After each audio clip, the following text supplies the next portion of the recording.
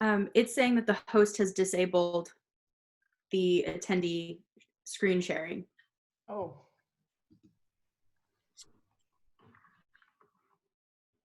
Does it work now? Yes. Okay. Good. Thank you. So welcome everyone. Good morning to most of you in Europe, and from me it's actually a good evening because I'm here in New Zealand. But what we're going to be looking at today is work package 4, impacts of contemporary communication on the sustainable practices of market-based organisational networks. Now, that is a mouthful if you actually look at it simply, and at the heart of it, what we're looking at here is transparency and sustainability in networks. So, why transparency? Well, with this particular work package, our goal is to really understand and assess the impacts of contemporary communication expectations and practices on the willingness and ability of organisations to really embrace sustainability. Now, our aim is to do this by focusing on organisational responses to pressures that require them to make their engagement for sustainability visible. So this emphasis on visibility to us is really important because it signals that we are particularly invested in understanding communication processes in terms of both visibility metaphors and transparency in particular.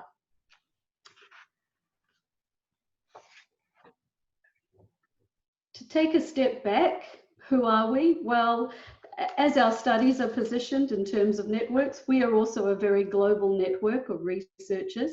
You see Shiv and Delaney are both based in the United States.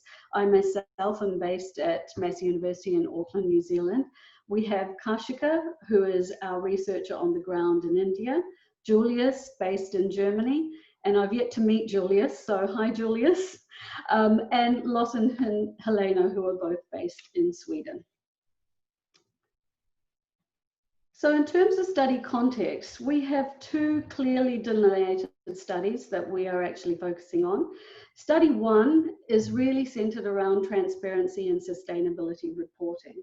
Now here we examine the United Nations Global Compact Network, which, as we know, works through a reporting approach where organizations show their progress towards meeting sustainability criteria that is set. Study 2, we term strands of value.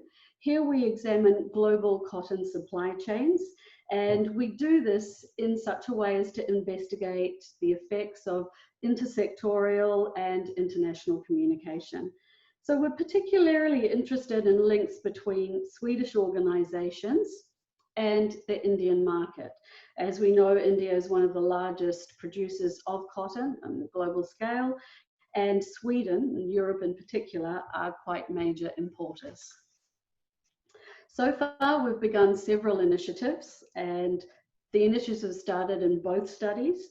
I guess our next big step is really to develop case studies and initiatives that are geared toward the Swedish context. So what we've done so far is what we're going to be presenting today. We'll take up each of the 2 studies that I have outlined here in turn and provide you with a bit of an overview in terms of what we're planning and give you some preliminary insight into what we have actually done. So to discuss study 1, I'll hand you over to Delaney, who's going to cover that for us.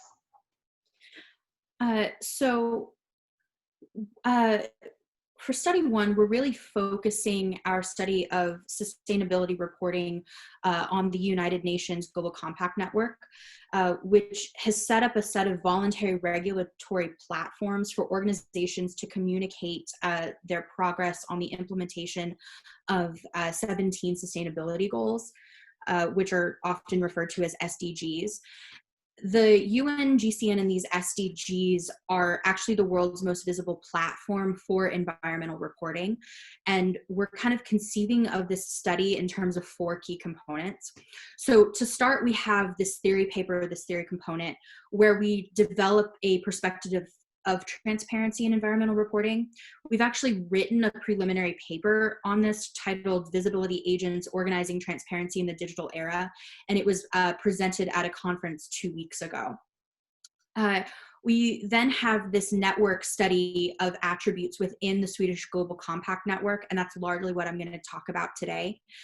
And this is one of the regional networks within the UNGCN. After that, we want to do a comparison of the Swedish network with other networks, both networks that are attached to the UNGCN, but also other regional or domestic networks within Sweden. And finally, we want to do some in-depth interviews with Swedish sustainability actors, both inside and outside of that network.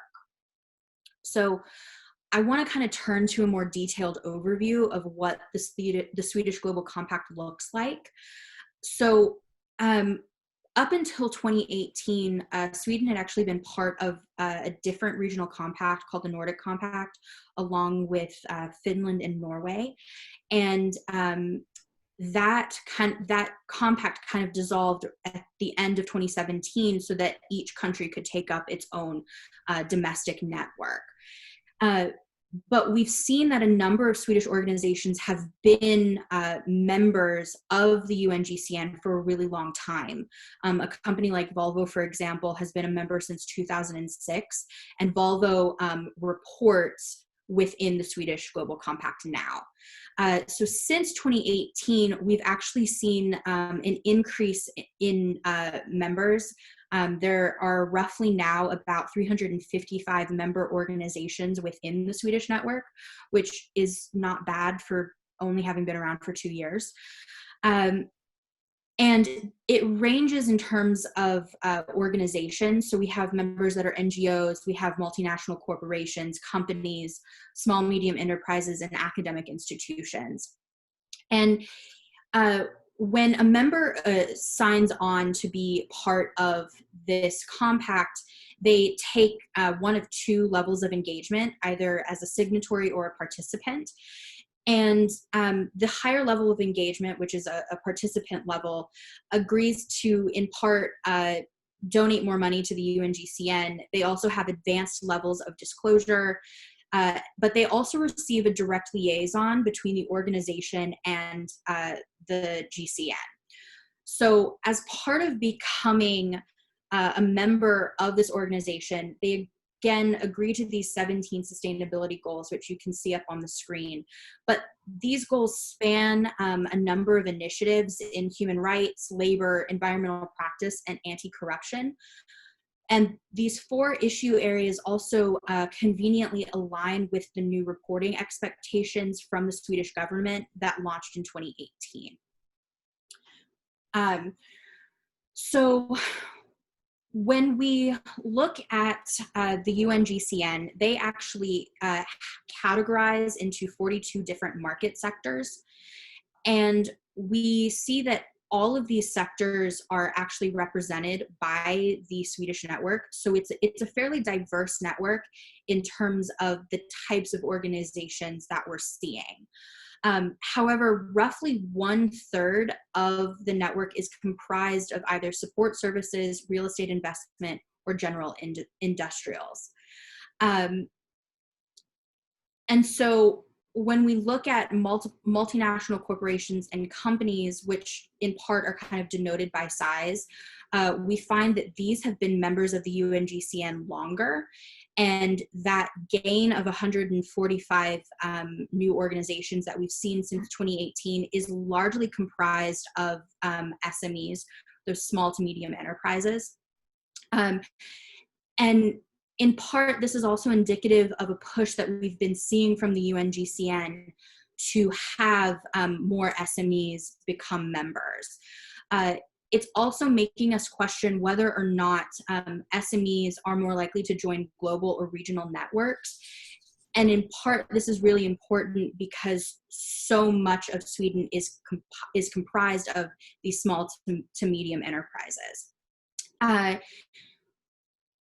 While there isn't necessarily a significant difference in terms of the sectors, we do have some kind of interesting initial findings based on these organizational types of company, MNC, or SME. So again, members have been, they've generally been members longer. that also means they have more reports. And we also find that as they're in the network longer, they're more likely to start reporting additional SDGs. When we look at the sustainability goals themselves, and we look at how they've been reported over time, we can note two particular SDGs that are really important. So the first SDG is to promote sustained, inclusive, sustainable economic growth. And then the second SDG is on climate action. I think it's really important to note here, though, that these SDGs are actually intentionally vague and kind of all-encompassing. So in part, that makes it easier for people to say that they've reported and met that goal. When we isolate down to a particular year, in this case, I went with 2019, partly because it's the most accurate portrayal of the network right now, because 2020's reporting hasn't finished yet. We actually find that there are kind of 5 SDGs that are being reported most often. Again, we're seeing economic growth, responsible consumption and production, climate action, education, and health and wellness. Again, these are kind of intentionally vague, although the UN does outline some clear initiatives in other places within the Global Compact. So things like decreased infant mortality rate, decreased carbon emission, and then increased education for girls and women. So based on these initial findings, we aim to complement our quantitative study of the Swedish network in 2 ways. One, like I said earlier, through a comparison with other networks, and then also through these in-depth interviews that we're hoping to conduct. We're largely in the process of designing the Swedish GCN right now, and we have a number of options in terms of what exactly we want to ask and what we're looking to study. But 2 of the things that have come up a lot in discussions are why organizations may opt out of the network despite this government mandate that Sweden has. And then we're also interested in comparisons of other domestic sustainability networks within Sweden. So now I'm going to turn it back over to Nita. Thanks a lot. So as you can see, study 2, Strands of Value, is focused on the global cotton supply chain. Now, the selection of cotton as a focus for this was actually quite deliberate. When we thought about it, we wanted to identify an influential sector that was in many ways visibly and oftentimes controversially committed to sustainable practice. So cotton itself is quite problematic. So this in many ways influenced our choice of cotton.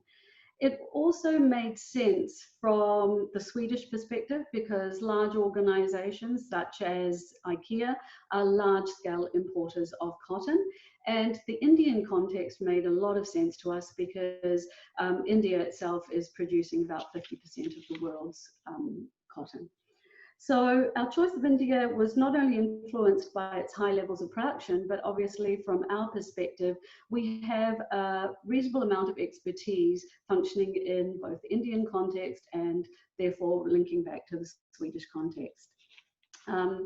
We made an initial field trip to India in January of this year. It was a real scoping trip where we started to map out some case studies that we wanted to focus on. That was supposed to have been followed up with a second trip in April. And obviously, as many of you would have already faced, we are not able to travel. So COVID intervened, and that particular second scoping trip has been put on hold. However, our work has continued. We've been regrouping, and you can see that we have now 5 major components that we are going to start with in considering study 2.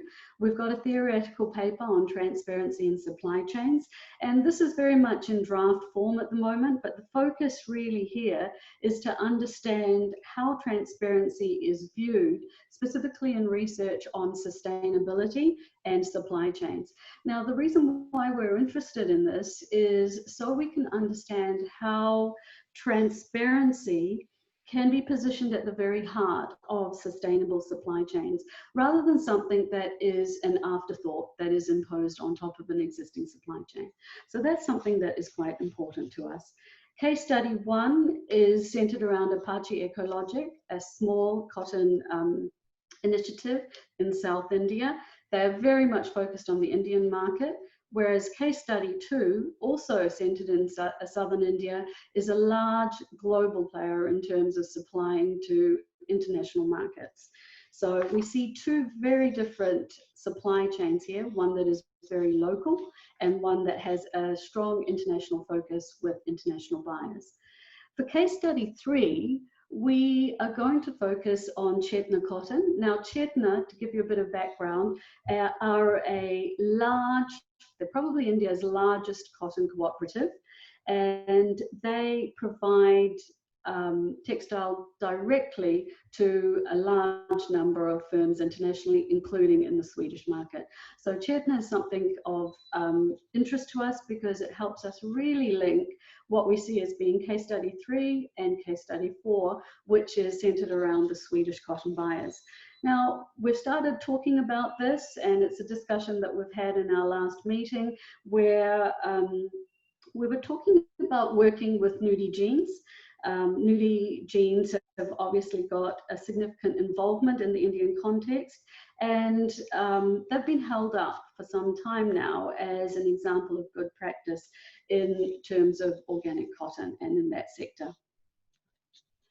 So in terms of digging a bit deeper and providing you a bit of insight into one of our cases, I've decided to focus today on Apache Ecologic, and I'm starting with a quote. The learning I had in my life is that whenever I did something for me, it failed. Whatever successes I had happened when I went beyond narrowly defined goals and aspirations. So this is something that Mani Chinnaswamy, who is the central person to Apache Ecologic, actually said. And I've chosen this because in many respects, this actually, for me, answers one of the important questions that we're seeking to look at, which is how can transparency be embedded within an actual supply chain? And for Mani, his integrity and his moral intent formed a large focus and a central purpose in terms of how he actually decided to set up his chain and conduct his business. So the two pictures that you see on the side really provide you with an idea of the kind of diverse locations that Mani and Apache Ecologic's operations extend across. We see a situation where there is adverse conditions that they face, and we've got a backdrop of an agrarian crisis. There are droughts. So it is not an easy situation in which to train and provide resources for farmers to turn from your traditional farming techniques to an organic growing technique.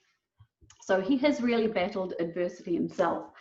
The scope of our case study, if you look at the organization Apache Ecologic, it is really central to that organization are Mani and his wife Viji.